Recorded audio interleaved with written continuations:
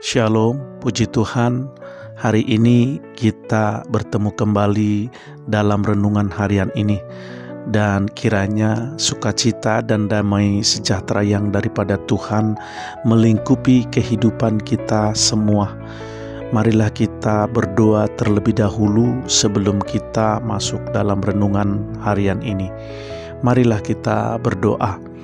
Bapa yang baik, kami datang dengan penuh pengharapan kepadamu, penuh penyerahan diri, dan kami siap mendengarkan kebenaran firman-Mu lewat renungan harian ini. Berfirmanlah ya Tuhan, kami siap mendengarkan-Mu. Dalam nama Yesus kami berdoa dan bersyukur. Haleluya. Amin.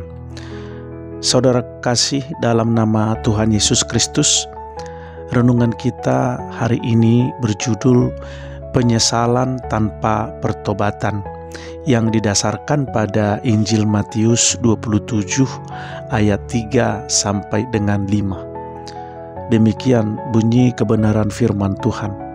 Pada waktu Yudas yang menyerahkan dia melihat bahwa Yesus telah dijatuhi hukuman mati, menyesallah ia. Lalu ia mengembalikan uang yang 30 perak itu kepada imam-imam kepala dan tua-tua dan berkata, "Aku telah berdosa karena menyerahkan darah orang yang tak bersalah." Tetapi jawab mereka, "Apa urusan kami dengan itu? Itu urusanmu sendiri." Maka ia pun melemparkan uang perak itu ke dalam bait suci, lalu pergi dari situ dan menggantung diri. Amin. Saudara terkasih dalam nama Tuhan Yesus Kristus, pernahkah saudara duduk sendiri dalam diam dan berpikir, seandainya aku bisa memutar waktu? Mungkin saudara pernah mengucapkan sesuatu yang menyakiti seseorang dan kemudian menyesal, tapi orang itu sudah tidak ada. Atau saudara pernah membuat keputusan besar yang salah dan sekarang dampaknya seperti batu yang terus menghantam hidup saudara. Penyesalan adalah bahasa yang universal. Semua orang mengalaminya. Tapi hari ini kita akan bicara tentang seseorang yang menyesal dan tidak pernah kembali. Namanya Judas Iskariot. Saudaraku, ketika Yudas menyesal tapi tidak bertobat, Alkitab berkata, ketika Judas melihat bahwa Yesus telah dijatuhi hukuman mati, menyesallah ia. Ini bukan Yudas yang keras hati. Ini bukan Yudas yang dingin dan tak peduli. Ini Yudas yang menangis, yang merasakan beban bersalah, yang tahu ia telah menjual darah yang tak bersalah, yang mencoba memperbaiki tapi salah jalan. Ia mengembalikan uangnya. Ia mengaku berdosa, tapi ia datang kepada manusia, bukan kepada Yesus. Dia kembali ke imam-imam yang berkata, "Apa urusan kami dengan itu? Itu urusanmu sendiri." Saudaraku, berapa banyak dari kita yang saat jatuh justru kembali ke tempat yang salah? Saudaraku, Yudas cermin bagi kita semua. Banyak mimbar berbicara tentang Judas dengan kebencian. Tapi hari ini mari kita melihat Yudas sebagai cermin. Ia tidak jauh berbeda dari Petrus. Keduanya mengkhianati Yesus. Keduanya menangis. Tapi hasil akhirnya berbeda. Mengapa? Karena Petrus kembali kepada Yesus, tapi Yudas kembali ke diri sendiri dan putus asa. Saudaraku, ada kisah nyata dari seorang pemuda di Brazil. Ia adalah pelayan Tuhan, pengkhotbah muda. dipakai Tuhan dalam banyak pelayanan. Tapi kemudian ia jatuh dalam dosa seksual. Saat itu ia merasa jijik dengan dirinya sendiri. Ia menghilang dari gereja. Ia memblokir semua rekan sepelayanannya. Dan satu malam ia menulis surat terakhir dan berjalan ke jembatan. Tetapi sebelum ia melompat, handphonenya berbunyi. Dari seorang hamba Tuhan tua yang berkata kepadanya, "Nak, kalau Yudas punya kesempatan kembali, mungkin ia bisa diselamatkan, tapi ia tidak kembali. Jangan sampai kamu jadi orang yang kedua." Saudaraku, ia menangis di tepi jembatan, dan malam itu ia kembali ke Yesus. Dan hari-hari belakangan ini ia menjadi konselor bagi banyak orang yang pernah jatuh. Saudaraku, rasa bersalah bisa membunuh atau menyelamatkan. Yudas menyesal tapi tidak bertobat. Menyesal artinya sadar salah.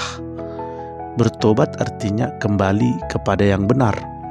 Rasa bersalah yang tidak dibawa ke salib akan menjadi racun. Tapi jika dibawa ke kaki Yesus, itu menjadi awal kehidupan baru. Saudara terkasih, dalam nama Tuhan Yesus Kristus, 3 pelajaran besar dari Yudas ini. Yang pertama, jangan kembali ke sumber yang salah. Yudas datang ke imam-imam. Mereka bukan sumber kasih karunia.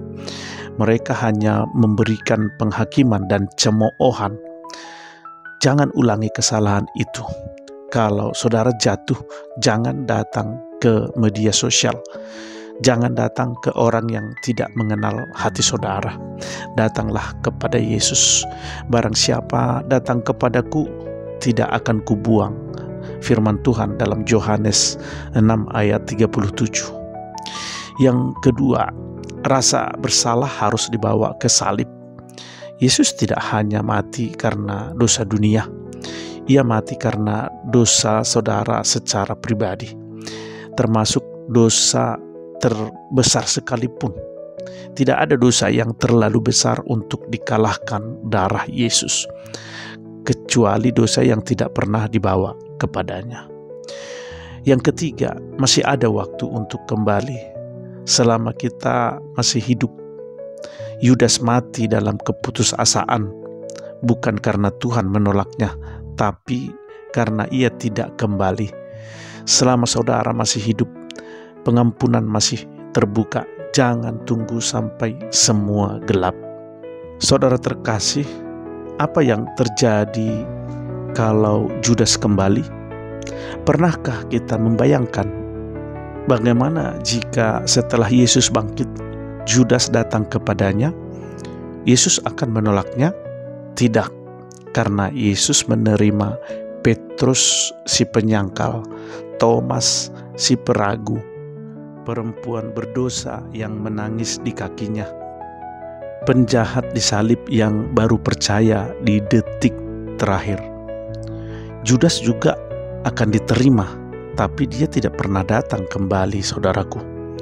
Jangan ulangi tragedi Yudas. Saudaraku, penyesalan tanpa salib hanya akan membawa kematian, tapi penyesalan di kaki Yesus membawa kehidupan baru. Yesus masih di sini.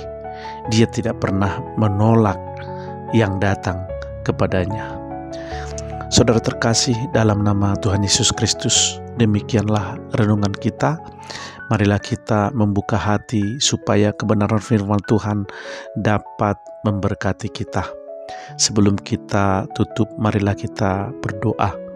Bapa yang baik, Bapa yang mengasihi kami, hari ini kami tidak hanya ingin menyesal, kami ingin kembali.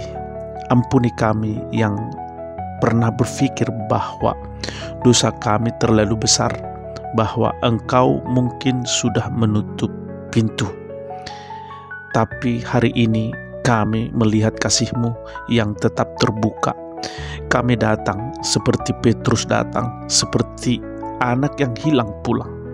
Kami tidak ingin berakhir seperti Judas. Selamatkan kami ya Tuhan, pulihkan kami, dan pakailah hidup kami, bukan karena kami layak, tapi karena Engkau setia. Dalam nama Yesus kami berdoa dan bersyukur. Haleluya. Amin. Saudara terkasih, dalam nama Tuhan Yesus Kristus, demikianlah renungan harian kita, dan biarlah renungan ini menjadi berkat bagi kita semuanya. Sampai bertemu kembali dalam renungan harian berikutnya. Haleluya.